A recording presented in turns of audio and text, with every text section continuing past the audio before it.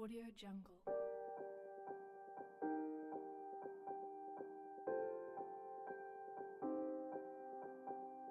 Audio Jungle.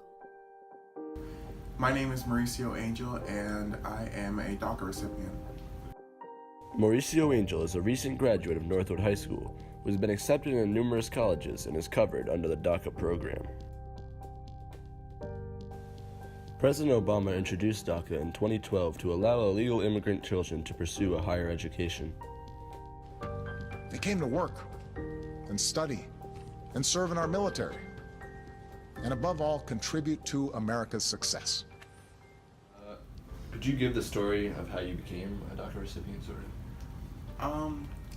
It first began when I was, let's say, 12 to 14 years old. I had no idea what the process was, but the fact about we're DACA recipients is that we were too young to know the process, so we had to rely on, or we have to rely on our parents to file all the paperwork. I remember my mom asking me and my parents asking me to basically collect all honorees, any awards that we received to prove that we've been in the States for how many years DACA requires, and the overall showing up to the lawyer's office and providing information. And yeah.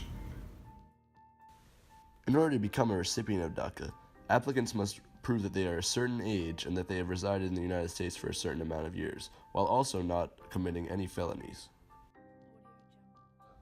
And could you talk about how did you pay for the dual enrollment courses at Northwood? For the dual enrollment program, I had to I had to share my parents' tax income returns. The dual enrollment program offered at Northwood High School allows students to take classes at Montgomery College during high school and allows them to get college credits that they don't have to pay for once they actually enter university. This semester I took criminal justice and intro to communications, and I'm so happy I did that because it takes off thousands of dollars going into college, and especially for a DACA recipient. It's, since tuition and classes are going to be coming out of pocket, taking thousands off of a class is just great. Completing the dual enrollment program is just one of the many steps Mauricio has taken in pursuing his path to college. Why are you going to college, and what do you want to achieve in going to college?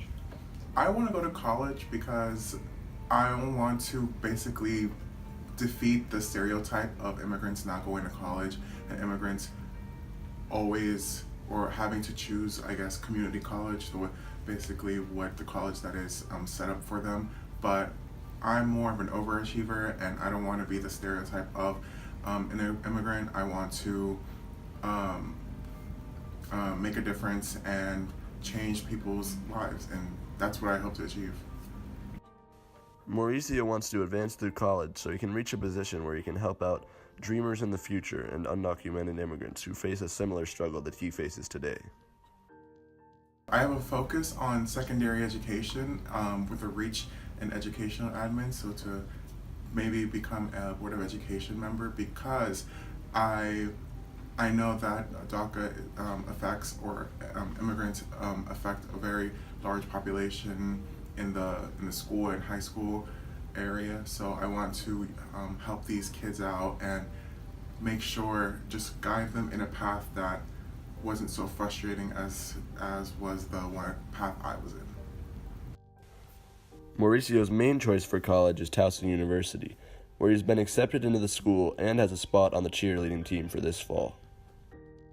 I got accepted to be a Towson cheerleader just last week, and I was advised against that because Towson's already too costly, especially for an immigrant. So things were already not going my way, and adding more athletics to it would just be more of a headache. But I just have a strong passion for it, and being a captain and being a coach and being a leader, I can't give it up.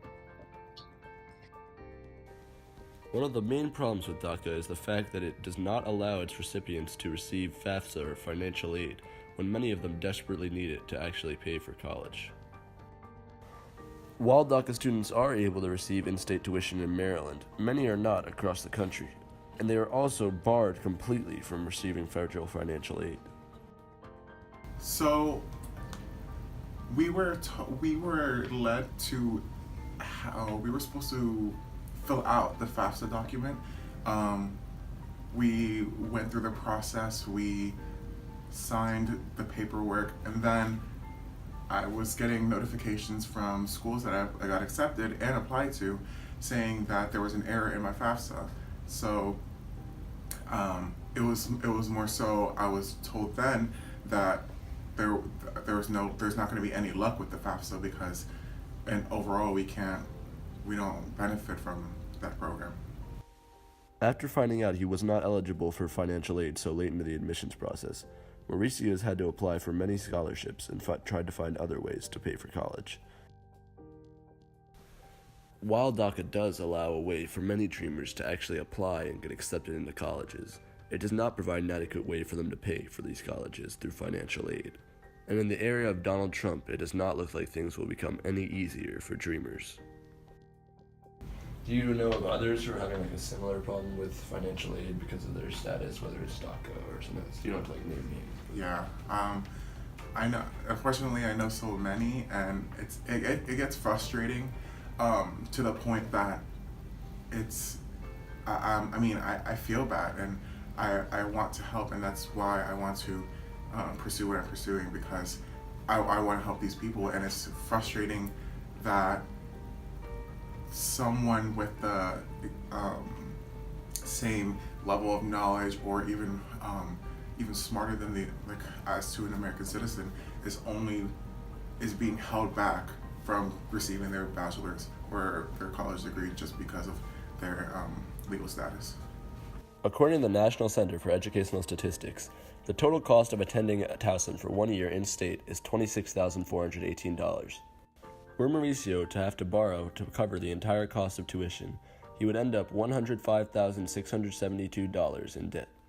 True. Okay. My next steps are to reach for a bachelor's, but I want to earn my master's. I want to one day become a Board of Education member and/or a leader or an executive of some sort, just so I can lead the next generation to become more aware and to be less stressed and less frustrated and not feeling so hopeless when it comes to immigrants and DACA recipients.